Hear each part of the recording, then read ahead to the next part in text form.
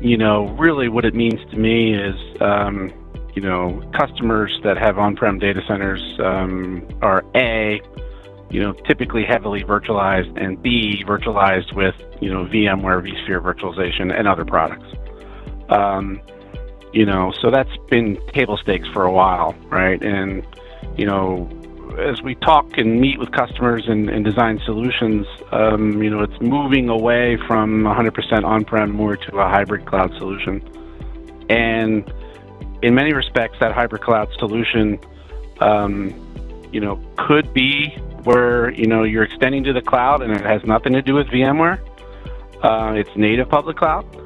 But more and more, as the offering kind of expands, you could expand into the public cloud and still have a VMware look and feel and a VMware management stack, and essentially running on VMware virtualized infrastructure within, the hyperscalers public clouds. So as you go from that on-prem paradigm to, pick your public cloud provider of choice, Microsoft Azure, AWS are the more common ones we've seen, but there's certainly others. They have VMware on their public cloud solutions, right? So if you're moving from a private cloud or on-prem solution into a hybrid cloud, VMware can still be a part of that. And I think in many respects probably should be, for that consistent look and feel and management tools and, quote unquote, single pane of glass.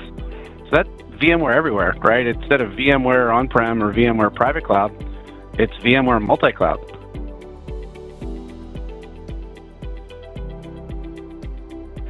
As you look to get out of the data center initiatives, right? Basically that could mean a lot of things for a lot of people, right? One option is to lift and shift all your things without refactoring them to the public cloud in their native public cloud format in things like AWS and Azure. If you do something like that, the folks that are on your team that are skilled in VMware management now have to quickly be, public cloud, experts, right? Managing those workloads within those public clouds, and their VMware tool set isn't there anymore, right? It's a foreign environment to them. So skill sets would need to evolve to support something like that.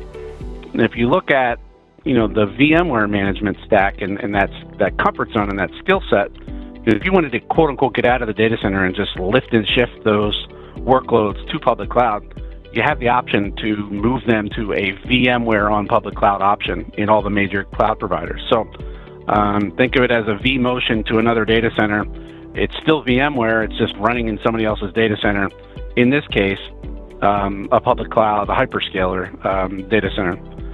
There's the whole VMware Cloud Provider program that's outside of the public cloud, the hyperscalers, that is also have solutions that are based on VMware, right? So you can, in simplest terms, vMotion those workloads or migrate those workloads to those data centers as well. Again, it's vSphere in somebody else's data center. So your existing team that needs to manage those workloads at the end of the migration, they're still using the same skill sets and tool sets with that VMware management stack. Another common use case for VMware on-prem and VMware in the public cloud is the data center extension, right? If you have bursty workloads that are seasonal, right?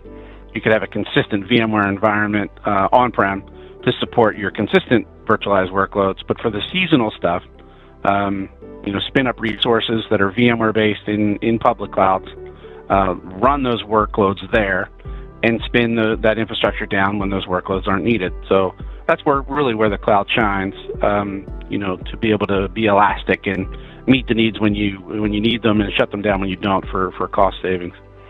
Another use case is disaster recovery, right? For many different reasons, customers will need to keep workloads within their own private infrastructure and still maintain a VMware-based infrastructure. But to be able to run those workloads or recover those workloads and run them somewhere else in the event of a disaster, do you have another set of data center gear that's your own in your own data center or somebody else's colo data center? That's an option, but the VMware cloud on public cloud option gives you the ability to fail those workloads over to VMware on the public cloud, run them when you need to, and fail back and run them back in your private infrastructure. So disaster recovery is a good fit there as well. And then you talk about next gen applications, right? In most respects, the conversation I've been leading here was kind of focused on traditional 3-tiered applications, kind of legacy applications. More modern based applications with things like containers, right? Yes, you can run those on-prem in your VMware infrastructure. You can support them in VMware on public cloud infrastructure.